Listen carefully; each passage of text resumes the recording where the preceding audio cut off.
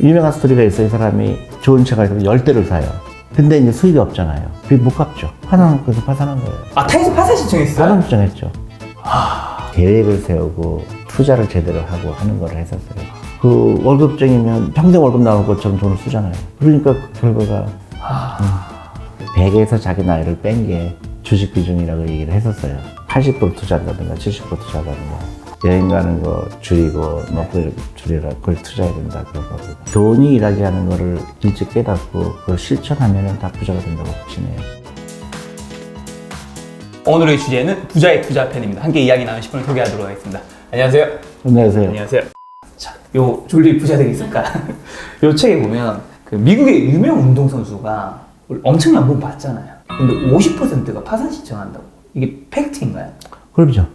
그러니까 예를 들어서 마이크 타이슨 옛날에 기억나세요? 타이슨 마이크 타이슨 권투 선수. 링이 오르기 전에는 다들 계획을 짜고 올라온다. 내 주먹이 맞기 전에는 이 타이슨. 네, 그 사람이 한번 싸우면 1,000만 불 받고 그러거든요. 1,000만 불이면 100억 아닌가요? 100억이죠. 권투 선수의 수명은 어떻게 될까요? 한 30대 초반? 그렇죠. 네. 근데 그 생각을 못 하는 거예요. 그다음부터 내가 돈을 벌 수 없다는 거를.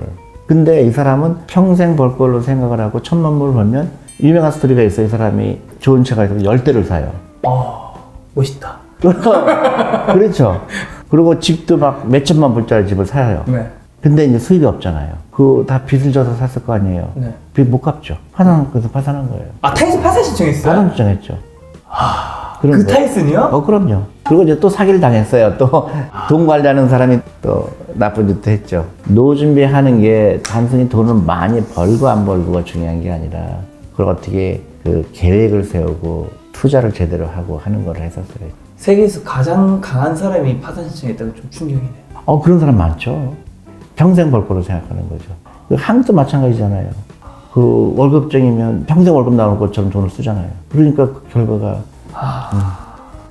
좀 연령대별로 조금만 나눠볼게요. 2030 세대와 4050, 그 다음에 60의 이제 노년에 다신 분. 2030 세대 재테크는 좀 더 어떤 쪽으로 하면 좋을까요? 결국은 주식의 투자 비중이에요. 투자의 비중. 예, 그 주식 비중을 얼마큼 하느냐가 이제 다른 건 하나도 없어요. 60대나 50대나 40대나. 비중은 그럼 어떻게? 그러니까 이제 사람에 따라 또 틀리죠. 나는 좀 더 공격적인 사람일 수도 있고. 네. 보통 이제 미국에서 많이 쓴 게 100에서 자기 나이를 뺀 게 주식 비중이라고 얘기를 했었어요. 그럼 네. 저 같은 경우는 32아니면 60% 정도. 네, 근데 더 해야 돼요. 왜냐면 오래 살기 때문에. 옛날에는 그 수명이 짧았잖아요. 네네. 그래서 이제 100에서 자기 나이를 뺀 게 보통 주식 비중이라고 그랬는데, 그때는 옛날에 이제 평균 수명이 70대 말 아니면 80대니까 맞는데 지금 100살 아니면 120살까지 살기 때문에 지금 주식 비중이 좀 더 높아야 된다고 봐요. 그럼 나이가 들면서 주식 비중이 줄어들어야 되는 이유는? 내가 이제 그 변동성을 견딜 수가 없잖아요. 20대는 투자 기간이 내가 60까지 투자한다 그러면 30년, 40년 남았잖아요. 그때는 무조건 100% 주식에 투자해야 되죠. 100%요? 네. 변동성이 나는 상관없거든요. 네. 근데 30대 후반에서 40대로 가게 되면 이제 그 변동성이 중요하죠. 그러니까 80% 투자한다든가 70% 투자한다든가 그런 그 조정이 필요하죠. 근데 60대다 그러면은 뭐 50대 50%만 주식에 투자한다든가. 네. 네. 오늘 대표님이 굉장히 중요하게 강조하신 그 내용이 아마 답변은 나올 것 같은데 이 책에 보면 그 72의 법칙에 대한 얘기가 있더라고요. 그 얘기 한 번만 좀 해주시면. 그 내가 돈을 예를 들어서 이자로 보면 내가 몇 년 걸려서 2배가 될 거냐의 계산 방법이에요, 간단하게. 네. 그 70일을 그 이자율로 나눈다고 보면 내가 1년에 6%씩 번다 그러면 6%라 그러면 12년이 되면 내 재산이 2배가 되죠. 사람들 12년이면 굉장히 길어 보이잖아요. 길죠. 근데 이게 복리 효과예요. 내가 만약에 100을 투자해서 12년이 걸려서 2배가 되잖아요. 근데 그 100이 2배가 되려면 6년밖에 안 걸리죠. 2배가 이미 돼 있기 때문에. 네. 또 2배가 되려면 3년밖에 안 걸려요. 또 1년 후면 2배가 되죠. 그거를 간단하게 계산하는 방법이에요. 굉장히 긴 것 같지만 복리의 효과예요. 처음에는 12년이 걸리니까 굉장히 오래 걸리는가 보잖아요. 그 다음에 6년으로 줄어들고, 그 다음에 3년으로 줄어들고, 1.5년으로 줄어들고, 그 다음에는 막 기하급수로 들어가죠. 대표님 재산도 기하급수 늘으셨겠어요. 그러니까 네. 그거를 사람들이 알아야 된다. 여행 가는 거 줄이고 먹고 줄이라 그걸 투자해야 된다 그런 겁니다. 특히 아이들한테 가르쳐주고 아이들은 투자 기회가 많으니까 사교육부터, 사교육을 투자로 저희가 하는 캠페인인 겁니다. 그리고 1살 때부터 투자하는 거, 태어난 아이부터 투자하자. 그 다음에 또 저희가 하는 게 또 중요한 게, 이제는 선물하기, 선물 받기, 펀드 선물하기. 저희가 하고 있어요. 뭐냐면, 아이들 졸업식 때, 입학식 때, 이제 물건 사주지 말고, 펀드를 사줘라. 그 다음에 선물 받기도 있어요. 저기 유태인처럼, 내가 만약에 생일이다. 그러면 카카오톡을 다 보내는 거예요, 친척들한테. 나 생일이다. 축하해달라. 근데 가상계좌 여기다 좀 돈을 좀 넣어라. 유태인처럼. 그런 걸 카카오로 연계해서 하셔도 상품 재밌는 거 나오겠네요. 그렇죠. 그래서 그걸 해서 3만 원도 보태주고 5만 원도 보태주고 그래서 그게 이제 몇백만 원이 되면 그 아이는 그걸로 투자. 저희가 테스트를 했는데 되게 반응이 좋아요. 그 선물 받기가 되게 좋아요. 재밌을 것 같아요. 네. 초등학교 입학했는데 친척들한테 카카오 보내서 이걸로 돈을 쏴주세요.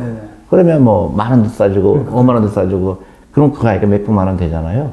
그걸 투자하는 거죠. 그러니까요. 예를 들면 우리가 사실 생일 때 되면 뭐 이모 그 기프티콘 보내잖아요. 근데 사실 뭐 쓸데없는 거 되게 많이 보내거든요. 그러니까요. 케이크가 뭐 한 5개 다 먹을 수도 없는데. 맞아. 그 다음에 커피. 전부 그때 그걸 하게 펀드를 하는 거예요. 그러면 그 아이는 계속 부자가 되잖아요. 그렇죠. 네. 그 다음에 금융에 대해서 알게 되고. 그 다음에 돈이 모이게 되고. 또 돈이라고 하는 걸 경험하게 되고. 굉장히 큰 차이가 생기죠. 근데 유태인들은 그런 거를 굉장히 많이 해요.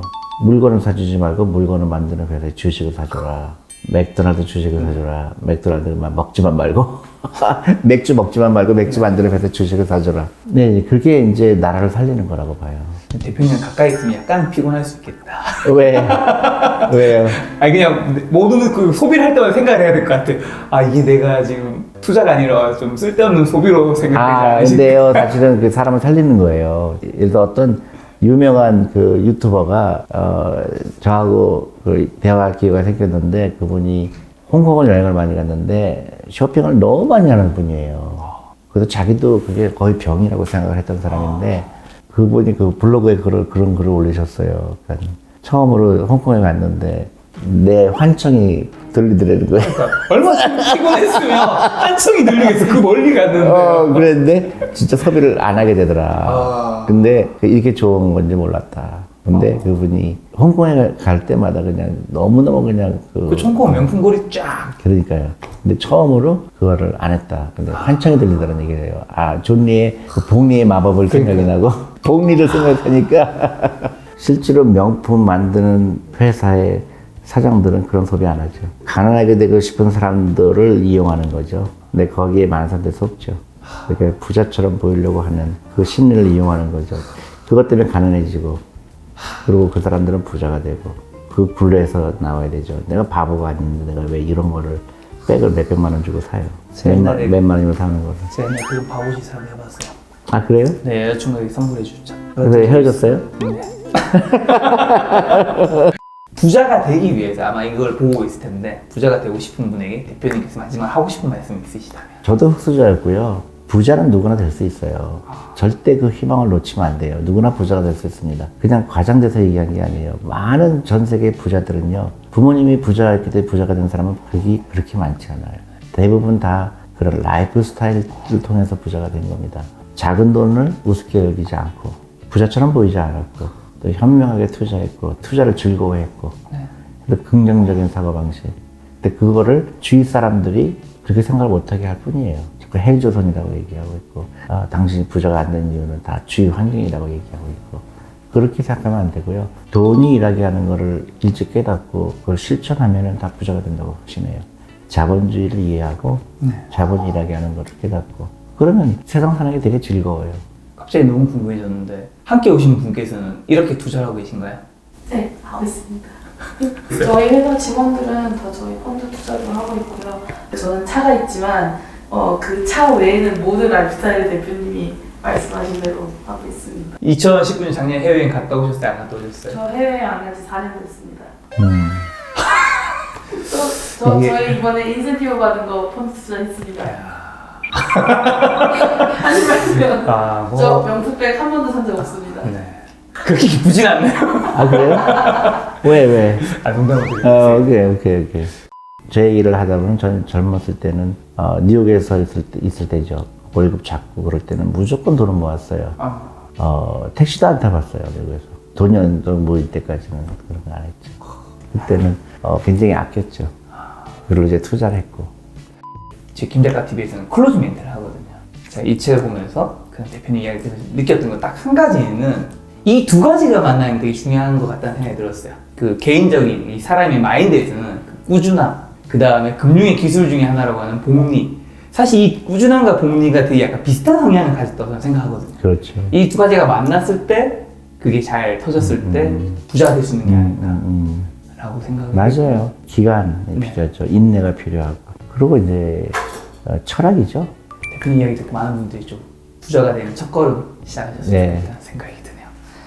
네, 오늘 만나뵌 손님은 메리츠 자산운용의 졸리 대표님이었습니다. 지금까지 여러분의 소중한 시간을 함께 해주셔서 정말 감사합니다. 오늘도 김 작가였습니다. 고생 많으셨습니다. 네.